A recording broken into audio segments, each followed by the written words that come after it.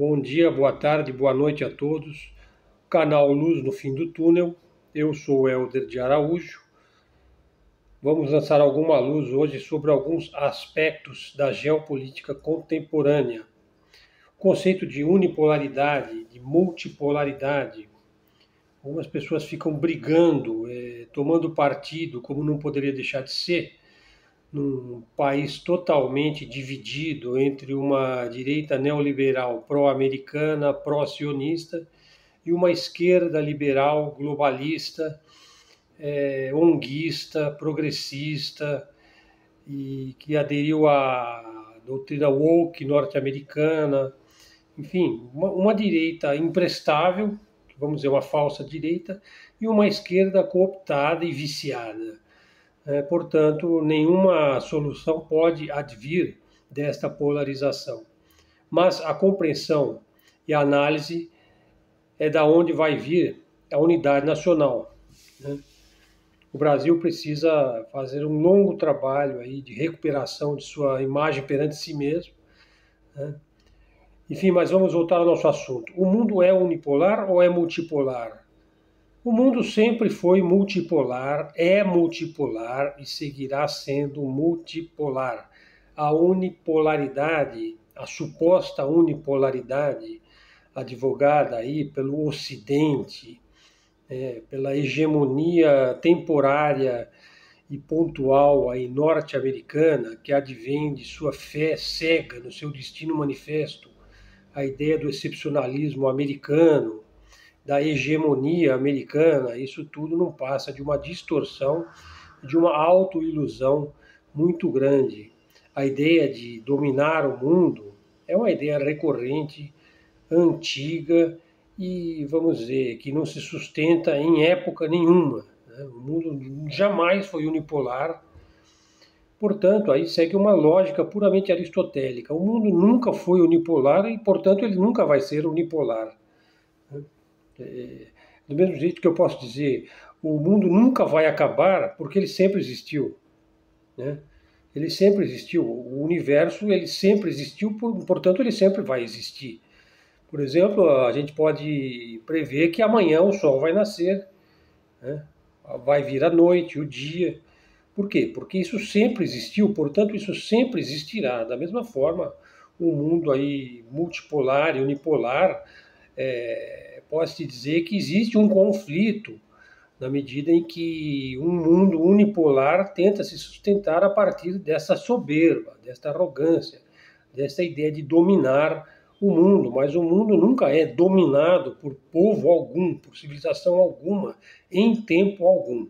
O que a gente pode dizer é que num determinado momento você tem um império maior do que os outros impérios, mas todos eles acabam sossobrando aos séculos, aos milênios, e assim foi com os sumérios, com macedônios, com assírios, com egípcios, com mongóis e romanos. Mas os países estão aí, né? A Mongólia existe, né? A Itália existe, a própria Macedônia existe até o povo assírio ainda existe ali na região do Iraque, que foi a antiga Mesopotâmia, o Iraque, né? Mas que de Mesopotâmia mesmo pouco tem em termos de língua. Claro, tem aquela tradição, faz parte, né, daquele povo, mas o iraquiano hoje tem muito pouco a ver em comum com os povos que viveram ali na Mesopotâmia, os babilônios, os próprios assírios, né? Enfim, dos impérios da antiguidade, sobrou dois, na verdade, se você for ver, dois que estão sólidos, fortes e provavelmente vão continuar a existir pelos tempos afora. Podemos dizer também, baseado na mesma lógica, eles sempre vão existir porque eles sempre existiram. E eles venceram o desafio do tempo. Talvez por certas características aí pouco conhecidas de sua psicologia, né, de sua maneira de ser. Talvez eles estejam mais adaptados à condição humana. Estou falando então da China e do Irã, né? Sendo que a China sempre foi a civilização mais rica do mundo. Ela sempre foi o país do meio, o país que dá o equilíbrio no sentido da produção, do comércio, da indústria, né, das rotas, ao longo da antiguidade toda, e também da Idade Média e hoje. Ela viveu aí um período de grande instabilidade, o século da humilhação chinesa, se deve, na perspectiva dos próprios chineses, né, eles mesmos dizem, nós nos fechamos em demasia aos outros povos, nós os isolamos de maneira demasiada. Isso veio no período da modernidade. Enquanto a Europa se abria, né, o Renascimento, né, as companhias das Índias Ocidentais, as companhias orientais crescia, e depois a indústria na Inglaterra, que acaba se propagando pela Europa, enfim, a China foi pega de surpresa, né? E aí ela viveu o século da humilhação, né? Foi dilacerada aí pelo Império Britânico e outros povos, né? Incluindo aí também japoneses, americanos, franceses, todos pegaram um quinhão da China, o país estava praticamente destruído, né? E a China deu a volta por cima e retomou a sua vocação de império do meio, né? do adulto na sala, né? Então vamos dizer que ela foi aí vilipendiada aí pelo Império Britânico no seu projeto de dominação, no seu projeto imperial de domínio do mundo, e está aí a China de volta, né? Recuperando, na verdade, retomando o papel que sempre foi o dela. Se você pegar a China lá no Império Romano, a China era superavitária em relação ao Império Romano. O Império Romano era deficitário, eu já fiz um vídeo sobre isso daí, quando eu falo sobre as rotas da seda no período do Império Romano. Tem um outro vídeo, acho que no mesmo vídeo, eu falo sobre a presença dos judeus na China na Antiguidade, né? E falo sobre as rotas da seda no Oriente Médio, no Império Bizantino. Enfim, é um assunto aí que a gente aborda aqui, porque a gente está bastante interessado aí nos grandes tópicos da história, né? Porque ela nos ajuda a entender o presente, né? A geografia e a história nos ajudam tremendamente a entender, né, os movimentos dos povos, né? Sobretudo no sentido de se entender o mundo hoje, né? E entender a geopolítica, que é a ciência, vamos dizer, uma ciência humana melhor adaptada para se entender aí os grandes conflitos mundiais, né? Porque eles vão continuar, né?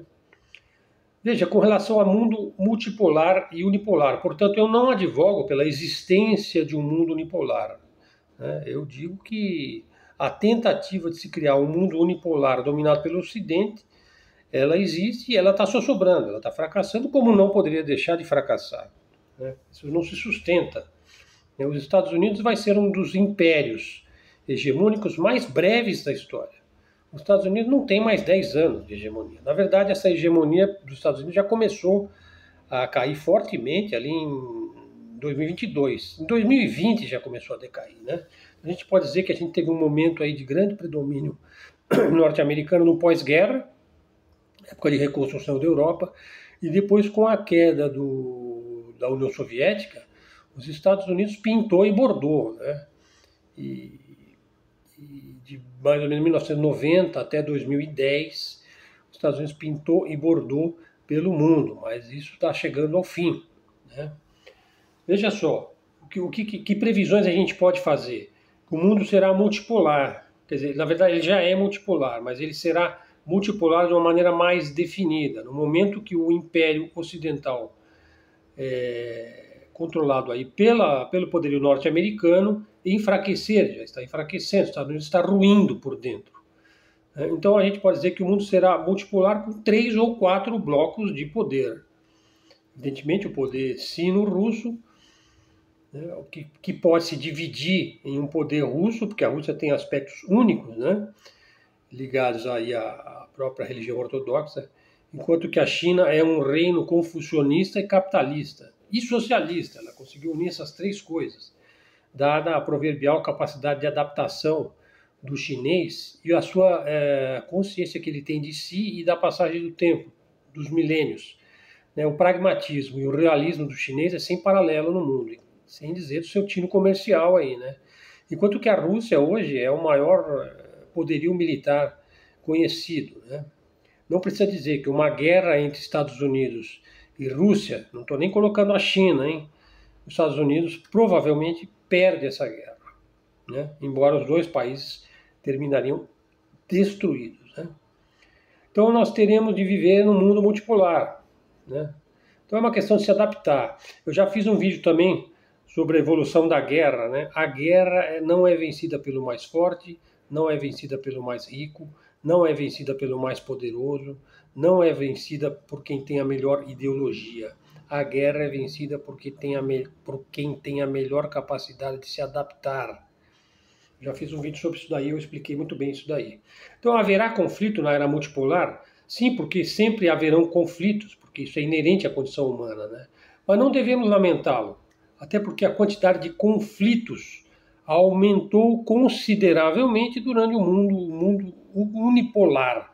Vamos dizer que algumas pessoas aí dizem que a Primeira Guerra e a Segunda Guerra Mundial se deveu ao fato de existir um mundo multipolar, né, e que depois do final da Segunda Guerra você tem um mundo unipolar dominado pelos Estados Unidos.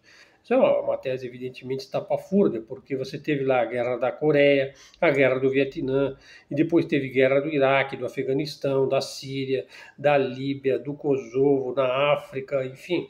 Você teve guerras o tempo todo aí, nesse suposto mundo unipolar dominado pelos Estados Unidos. O fato é que os Estados Unidos passou a viver e ter o seu poderio através de guerras, dada a sua doutrina militar, que consiste em fazer a guerra longe de seu território para enriquecer a sua indústria armamentista e a sua própria indústria financeira, que vive da guerra, né? E, portanto, pratica a guerra como um meio de vida, né? E isso também vai ser uma das causas da derrocada dos Estados Unidos, né? Porque isso não é uma maneira humana de conduzir as coisas. Países mais inteligentes, mais sábios, né, e mais capazes de se adaptar, vamos ver, talvez os Estados Unidos ainda seja capaz de se adaptar aos novos tempos que estão surgindo aí, né? Sobre o mundo multipolar, ninguém deveria desejar um mundo multipolar. Ele é da ordem natural das coisas. Ele vai acontecer. Ele pode acontecer mais depressa ou menos depressa, né? Mas muita gente vai ficar aí acendendo vela, chorando pelos cantos, chorando por causa dos Estados Unidos, do excepcionalismo estadunidense, né? Tem muita gente que vai ficar vivendo no passado do Rambo, do Tio Sam, né? Do brucutu americano, do bang bang, né? Dos pistoleiros, né? Muito bem. Para quem acha que o predomínio do Tio Sam foi uma era de paz e prosperidade, né? Como eu tenho um amigo, aliás, um amigo que eu gosto aí na internet, fala, foi uma era de paz e prosperidade, o pós-guerra, né? Tente dizer isso daí para iraquianos, afegãos, ucranianos, palestinos, sírios, kosovares, enfim, países destruídos pelos Estados Unidos, né? Tente convencer o europeu comum de hoje em dia, que os Estados Unidos estão sendo muito bons para a Europa. Vai ser difícil. Agora, há que se dizer, a Europa merece o que ela está passando, essa subserviência aos Estados Unidos, né? Porque a Europa, no momento em que ela tinha a hegemonia liderada pelo Império Britânico no mundo, o que ela fez? Guerras mundiais. Então ela está pagando o preço também. Hoje ela é um servo, aí, uma subserviente de quatro aos interesses de Washington, do Departamento de Estado dos Estados Unidos. Os Estados Unidos é um país governado pela CIA, a gente sabe disso. Muito bem, pessoal. Então, o que eu posso dizer a vocês? Olha, frequente ambientes fora da tua bolha pró-americana, da tua bolha pró-neoliberal, da tua bolha bolsonarista, da tua bolha aí conservadora de direita. Saiba o que o pessoal está discutindo aí, o pessoal da esquerda aí também, né? O que o Dirceu falou recentemente, o Genuíno, né? O Luiz Nassif, o que eles estão falando? O pessoal aí, o Breno Altman, que está sendo perseguido aí, quer dizer, o pessoal da esquerda também está sendo perseguido hoje, né? Quer dizer, o feitiço se voltou contra o feiticeiro, né? Você aceita a censura se ela for contra a direita, é lógico, um dia ela vai se voltar contra você também, né? Então é importante você também conhecer o pensamento daqueles que se dizem de esquerda, né? Porque daqueles que se dizem de direita, a gente já sabe, né? É pró-americana, é pró-sionista, é pró-Israel, né? Assim, é deslumbrada com o American Way of Life, né? Há um movimento de direita crescente aí. Eu acho que a direita brasileira ela é uma falsa direita, ela vai ser superada aí, talvez sem o Bolsonaro na história, né? enquanto que a esquerda ela precisa se reciclar, se refazer, retomar totalmente o trabalho de base que ela perdeu, o predomínio das ideias, né? Enfim, ela já não sabe mais quem ela é, a própria esquerda, pelo fato de que ela se deixou arrastar aí numa casca de banana chamada progressismo, né? Que foi implantado aqui pelos americanos, né? Justamente para manter a América Latina subserviente, fraca, dividida, né? Então, pessoal, esse foi meu vídeo de hoje. Espero que vocês gostem. Então, foi uma análise breve sobre mundo unipolar e mundo multipolar. O Brasil tem que saber jogar nesse mundo multipolar aí, no momento em que a gente já está correndo o risco, vamos dizer assim, de ter uma base aí sino-russa na Venezuela.